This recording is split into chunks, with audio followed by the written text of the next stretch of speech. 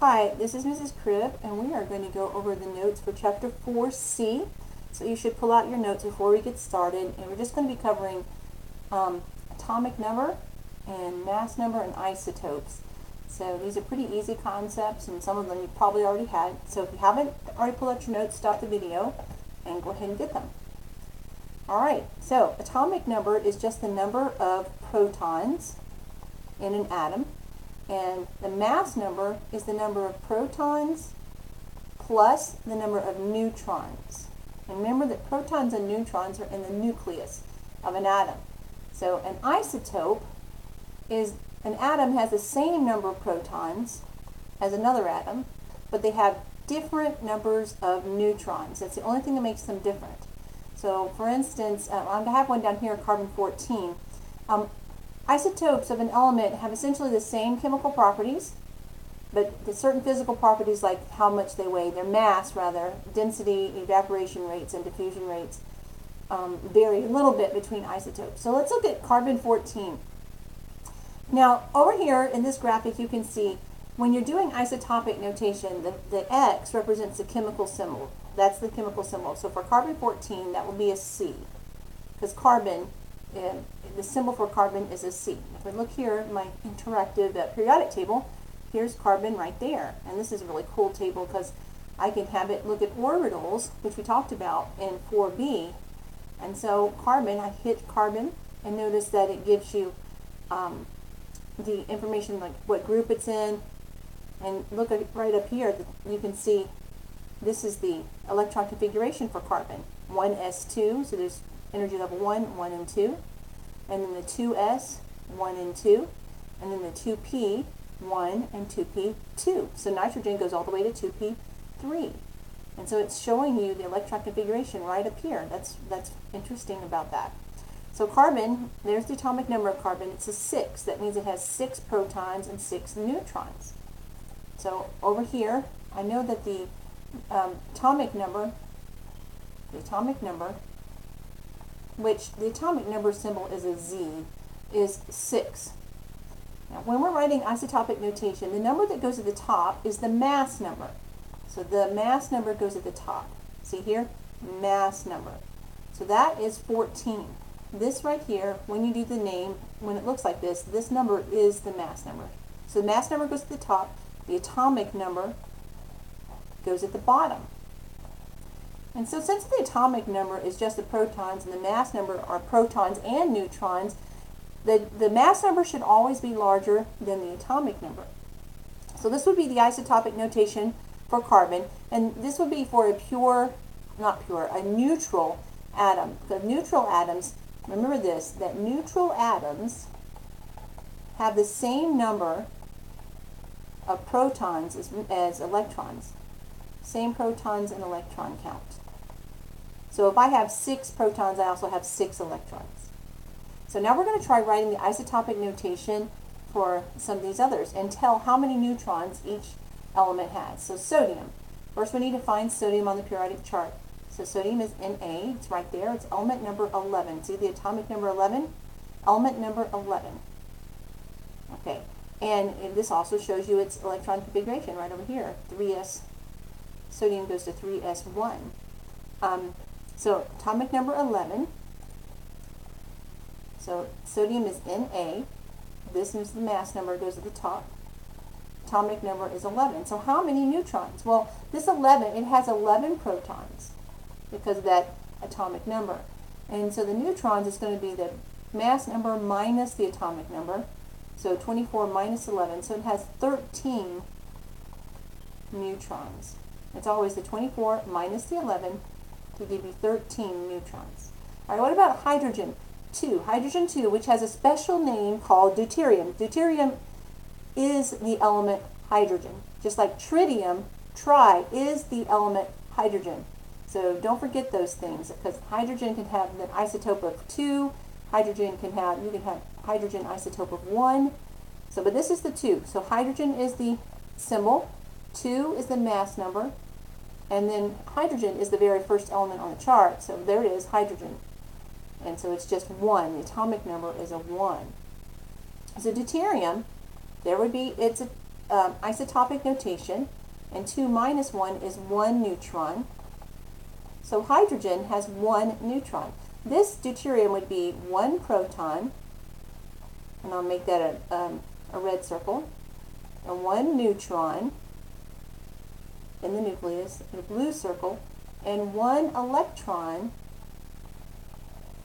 going around. This is deuterium, H 2, 1. That's hydrogen because it has that 1 proton. And what about tritium? That for hydrogen, the third isotope is H3 and the 1 at the bottom. That means 3 minus 1, 2 neutrons. So what would that look like if I was drawing it out? It would have 1 proton because all hydrogen's atoms have 1 proton. It would have 2 neutrons because 3 minus 1 is 2. So that's 3 things inside the nucleus. That's what it means by nucleons. Things that are inside the nucleus, right here, nucleons. And then it would have still just 1 electron orbiting the nucleus. So this is the H31, right there.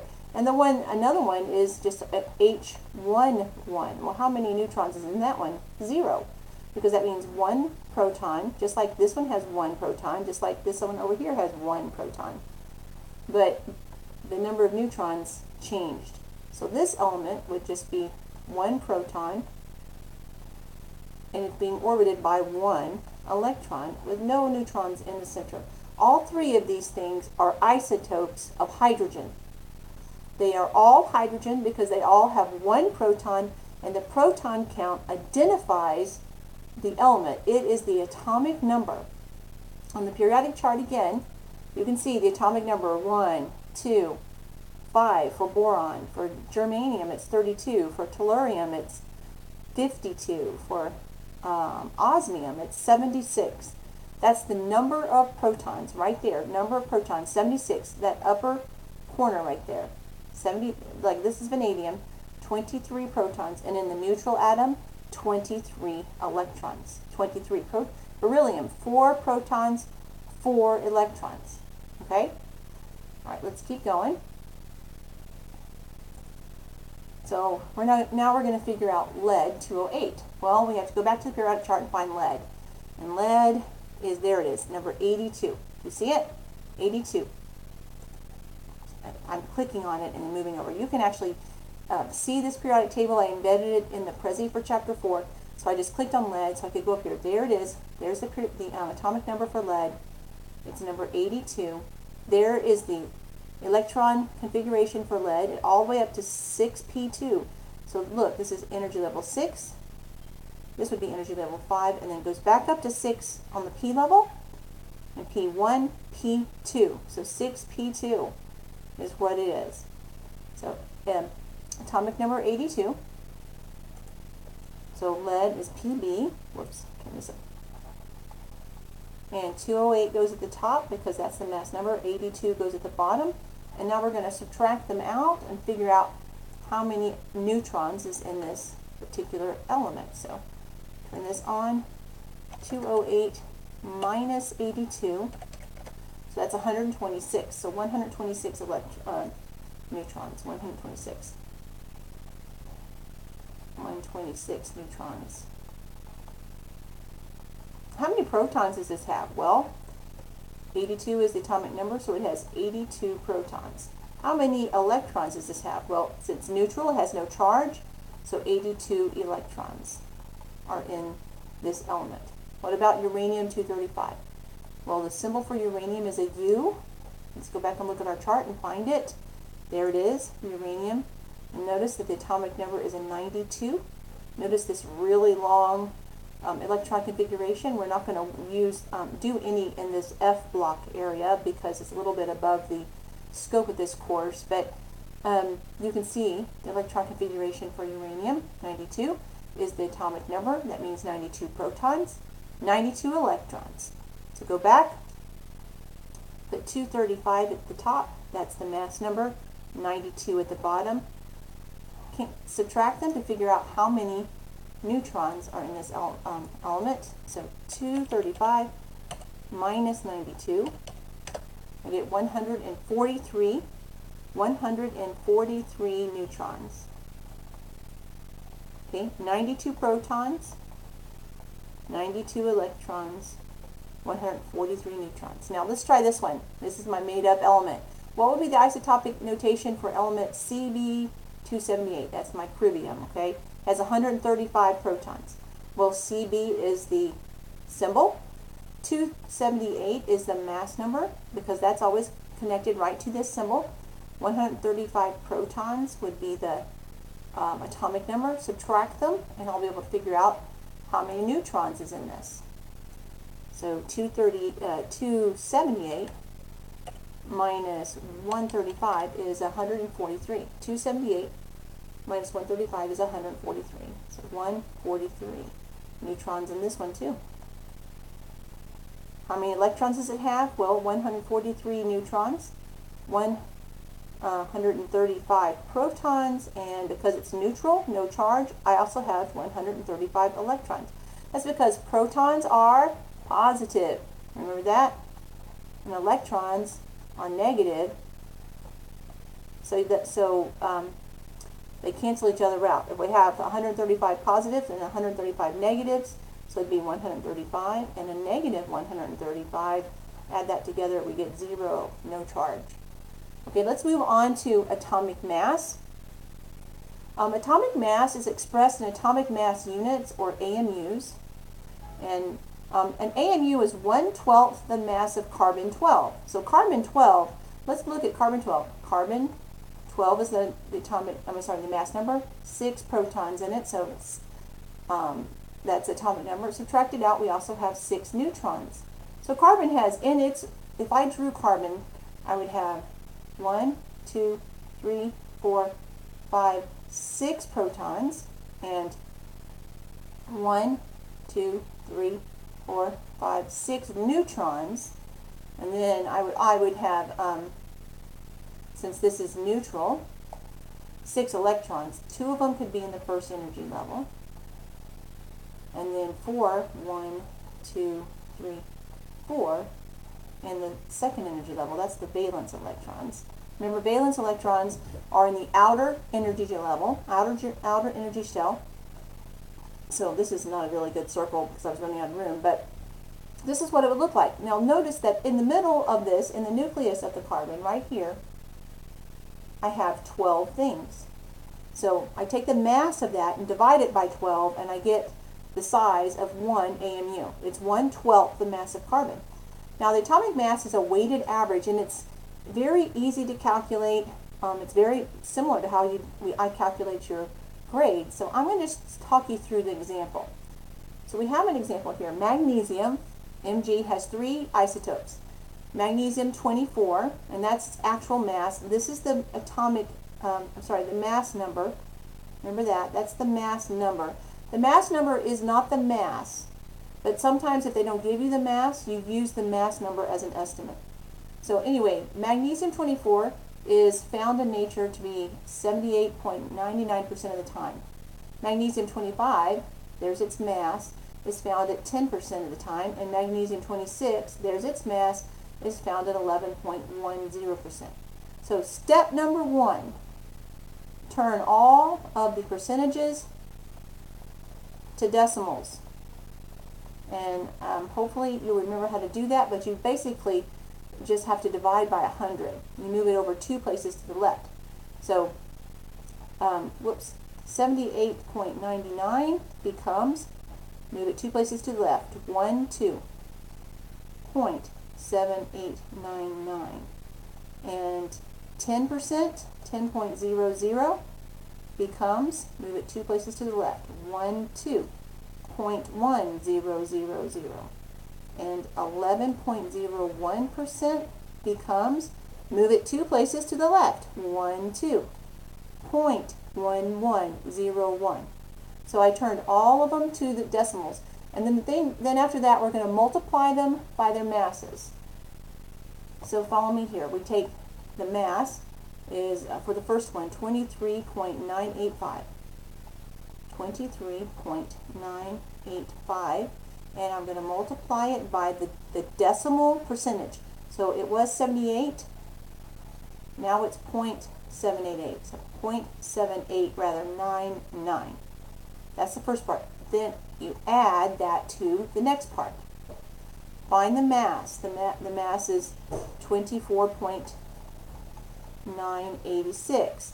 And it is at 10%, which turns into 0.11. So multiply it times, 0.1000. Sorry, not 0.11, 0.1000. Then you add that to the next mass. 25.983 times, here's its percentage, and I turned it to decimal, times 0.1101. Okay, see that one? So I turned them all into decimals, and then I multiply the decimals times the mass. Now you just follow sig fig rules. Okay, I multiply this times this and write down the number. So we're going to write down the numbers as we go. So 23, I'm going to turn the calculator back on. 23.985 times 0.7899. Enter. So that's 18.9457. 18.9457. Let's do the next one. 24.986 times 0.1. You could 000, but it doesn't matter. 2.4986. 2.4986. Do the next one. I'm going to move it over. 25.983 times 0.1101. That's 2.86072. 2.86072. Now for all of these, I wrote down more significant figures than I needed. Now the tricky part, count the sig figs. This is multiplication, so we count sig figs. This number has only 4 significant figures. This one has 1, 2, 3, 4, 5. This has 4, so my answer for this would need to stop in that spot. 4 significant figures. Because we're multiplying, we're not looking at place value, we're counting them. This would be 4 sig figs. This number also has 4 sig figs. See, the 10%, you got to use those zeros. They are important. So I have to stop at 4 sig figs here. I would have to round to that spot. This one has 4 sig figs. So go to 4 sig figs here. I'd have to round. Now, add them all together. And now that we're adding, we're going to pay attention to where the significant figure stopped. Okay? So now we're going to add all these numbers together. So 23 point, sorry, no, that's right, not right. It's 18. 18.9457 plus 2.4986 plus 2.86072. Enter. 24.305. I'm going to write that down. 24.305. 24.305. All right, now let's pay attention to our sig figs. Now that we're adding, see, before we were multiplying, but now we're adding. So we look at precision rules. This is precise to the hundredths, the thousandths, and also the thousandths. So the hundredths place is the least precise, the fewest decimals. So I have to end in the hundredths place. So I'm going to round this. I look at the next number and it tells me to round it up. So I rounded up 24.31 AMUs. So that's the atomic mass of magnesium. It's a weighted average of all the isotopes. In nature, most of the isotopes of magnesium are 23.985, and then less for 24.98 and 25.98. So 24, it's closer to 24 than it is these other guys. So it is 24.3 is closer to this 24.9 than it is to the others. So now I'm going to look and see 24.31. One way to know if you got it right is to look at a periodic chart at magnesium. So find magnesium. Here it is. Look at it. 24. Notice this. 305. That was the number I had before I rounded. All that means is when they did the atomic mass, they had more significant figures than I had. But this number corresponds perfectly to this right here. So only reason I'm rounding up is because my significant figures were not as small. If I had a better instrument, I could have left it there at this 24.305. Because it matches, I know that I did this math correct. incorrectly. All right, let's move on. Now, there's a handout calculating average atomic mass. I want you to actually do those for homework and grade and correct them all. Now we're also going to talk about valence electrons in this video, and I want you to be able to fill in the notes for valence electrons, but this is really easy, really easy. Valence electrons are the outermost electrons in the atom. Up here I drew a picture of several different ones. Let's see, whoops, that's too far. The valence electron for hydrogen is very simple because there's only one electron. Its outer electron is a valence electron. For carbon, the ones in the second energy level, these right here, there are 4 of them. That's their valence electrons. It's the outer energy level electrons, the ones that are farthest away from the nucleus. Okay? Now there's an easy way to figure out what the valence electrons are. You can go look in your on your periodic chart, and it says elements in rows 1A through 8A have the same number of valence electrons as the number of the column, right here, the number of the column. So let's look. So lithium has one, it's in column 1, group 1, it has 1 valence electron. So does hydrogen and sodium and potassium, rubidium, cesium, and francium. Okay, now the numbers on the side are energy levels, principal energy levels. And that we talked about the principal energy levels when we talked about electron configuration. So let's look at magnesium. It's in group 2. See, it's in group 2, and that means it has 2 valence electrons. Look at magnesium electron configuration. It's the 3 is the highest energy level. See, magnesium is energy level 3, right there, energy level 3. Here's its electron configuration. The 3 is its highest energy level, and it has these 2 electrons in the s orbitals. That's the 2 valence electrons for magnesium. So let me draw that for you, magnesium, just for a second, okay? And this is magnesium right here. So magnesium, whoops. Well, what's it's element 12, okay, element 12. Magnesium has, I'm going to just draw 12 p's, 12 protons in the nucleus. Now there's some neutrons there too. So the electrons, the first 2 electrons would be in energy level 1 because energy level 1 can only hold 2 electrons. And then energy level 2 can hold 8. 1, 2, 3, 4, 5, 6, 7, 8. 8 electrons. Okay? So how many is that? That's 2 plus 8 is 10 electrons. Alright, and that's when energy level 2 is now full. Energy level 3 then gets the last 2 electrons. I'm going to just put them kind of far away from each other because they're all negatives and opposites attract, but same likes repel. So here's the last 2 electrons for magnesium are in energy level 3. There's energy level 1, energy level 2, and energy level 3. Those last 2 electrons are magnesium's valence electrons. And when we write electron dot notation or Lewis dot notation, we use that. Now, how many valence electrons in these? Let's just look. Argon. Find argon. There's argon. It's in column 18 or 8A. Your periodic chart would say 8A. In fact, 13, 14, 15, 16, and 17, and 18 would be 3A, 4A, 5A, 6A, 7A, and 8A. And that's what you'll see in your periodic chart. There's 2 ways of numbering the groups. 1 and 2 are 1A and 2A. And these guys all in the middle, they change. So we're going to mostly talk about 1 and 2 and then 13 through 18. So argon is in group 18 or 8A. So it has 8 valence electrons. I'm going to skip nickel for the moment. Sodium. Sodium is in group 1, so it has 1 valence electron. Selenium. Selenium is right here in group 16 or 6A, so it has 6 valence electrons. Bromine. Bromine is in group 17 or 7A, so it has 7 valence electrons. Arsenic.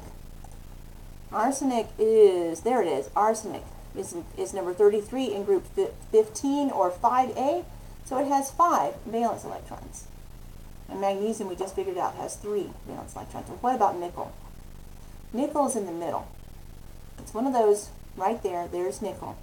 In order to figure out nickels, you need to look at its electron dot notation, electron dot. There it is, or Lewis dot. It goes all the way up to energy level 4. Even though the 4s is listed here, we go straight through 1s2, 2s2, 2p6, 3s2, 3p6, and where are we going? Oh, nickel. 4s2, and remember it goes back down in the middle. 3d, 1, 2, 3, 4, 5, 6, 7, 8. 3d8, and so there it's 3d8. All right, the 4s2 though, that's still the higher energy level. So nickel has, that's the higher principal energy level. So nickel really has only 2 valence electrons, because the 4 right here, the first number in the electron dot, or electron configuration, is the energy level. So 4 is higher than 3, and so there's 2 valence electrons, 2 for nickel. And we'll go through this some more. We'll practice some more. All right, now the electron dot notation is easy. You just look the valence electrons and put the electrons around it, okay? So sulfur has a symbol of an S. I go look at the chart and find out how many valence electrons. There's sulfur in group 16, or 6A. That means 6 valence electrons, and I draw the 6 electrons around the symbol of S. 1, 2, 3, 4, 5, 6. Now there's no perfect way to draw these dots, but only 2 on the north, south, east, or west. Only 2 on the north, south, east, or west. If you drew it like this, 1, 2, 3, 4, 5, 6, that is also okay. I'm just going to be counting the number of electrons around your symbol. Boron. Let's find boron. It's symbol B, and it is right here. It's in column 13, or 3A. That means it has 3 valence electrons. So I got to put them around the symbol for boron. 1, 2, 3. And that's it. That's all you have to do for those. Now the last little thing on here, before the addendum, which I sent by email, or I may have given it out in class, depending on when we are. Atoms are ionized if they gain or lose electrons. Because remember, if they're neutral, they have to have the same number of protons and the same number of electrons. Anions are a negative ion. I usually like to write it like this. Anion is a negative ion. Okay, I'm sorry if you heard that ringing. So anyway, an anion is a negative ion. A negative ion has more electrons, because electrons are negative, than protons, because protons are positive. And a cation, and I like to write it like this, there's a plus sign in the middle of the word. The T makes a plus sign. Is positive. Are positive ions, they have more protons, more positives than electrons, than negatives. So the chlorine anion, the chlorine, Cl, and if you look at your periodic chart again, chlorine, there it is, 7 valence electrons. Now, one thing that we're going to talk about a little bit is the octet rule. We'll introduce it more later, but oct means 8, and atoms are happiest when they have 8 valence electrons. They're most stable. So chlorine has 7. It just needs to find one more to have 8. So let's put the 7 valence of electrons around it that it starts off with. This is its normal amount, 1, 2, 3, 4, 5, 6, and 7. So if it can find one more electron to fill that spot, that last spot, I'm trying to get the blue there it goes, then it'll be happy. It's got 8 valence electrons now, because it added one. Well, that's one more electron than it used to have, so it has a -1 charge. Because before, chlorine had, let's see, what is the atomic number? Chlorine is atomic number 17, which means 17 protons, and it had 17 electrons. So before I added this extra electron, I had 17 protons, and 17 protons and 17 electrons, and that equals 0. But then I put one more in, so now I have one more plus one more electron, so it has a -1 charge. So now instead of 17, I have 18 electrons. That gives you that extra negative. Now magnesium. Magnesium is Mg, and we've already seen that it has 2 valence electrons. We said that right up here. Magnesium, no, sorry, 3 valence electrons. Let me make sure I got that right. It doesn't seem right. No, it has 2. It's in energy level 3, but it's in group 2. Only 2 valence electrons. You need to fix that. I wrote that wrong. 2. I wrote down 2 here and put the number 3 there. Sorry. So yes, you see that? Hopefully you're correcting that. There are 2 valence electrons for magnesium right there. There they are. It should have 2 valence electrons, not 3. It has 3 energy levels. Sorry. So there's 2 valence electrons. Well, if you look at the periodic chart, if magnesium loses its 2 valence electrons, then it goes back up to just where energy level 2 is, and it has 1, 2, 3, 4, 5, 6, 7, 8. It would have 8 electrons in its lower energy level. Let's look at the drawing again. So there's magnesium. It has 2 valence electrons. Well, what happens if those 2 electrons are taken away? So I'm going to erase them. If I lose that electron, I lose the entire energy level for 1. But also, now the outer shell for magnesium has 8 electrons. 2, 4, 6, 8. The atoms are all trying to get to that configuration, to try to have 8, the octet, to have 8. So magnesium then will lose. It's going to get rid of its electrons and give them to somebody who needs them. In fact, magnesium might give its electron to chlorine and to 2 of them. But when it loses electrons, it started off with, let's see, how many? 12? 12 protons and 12 electrons. It started off with 12 protons and 12 electrons. Well, now I'm going to subtract out. I'm going to go down from 12 down to 10 electrons. So that's going to be positive 12 minus 10. It has a plus 2 charge. Magnesium now has a plus 2 charge. So when over here with chlorine, the final electron dot should have been chlorine with 8 electrons around it. And because it added 1, we have to put brackets and that negative symbol outside to let you know that it's a minus 1 charge. Well, for magnesium, you put Mg, the bracket, because it lost these 2, so now it has a plus 2 charge. So keep that straight. If you lose electrons, you're losing negatives. So we went down from 12 to 10. So if we subtract out 10, I have a plus 2 charge, and before I had a 0. If you gain electrons, see, I added 1 here. 17 plus 1 equals 18. And that gives me that 1 that I added makes it have a negative charge. So that's the end of the notes for chapter 4. And hopefully that will help you. I will see you soon, and we will go over anything you need to review.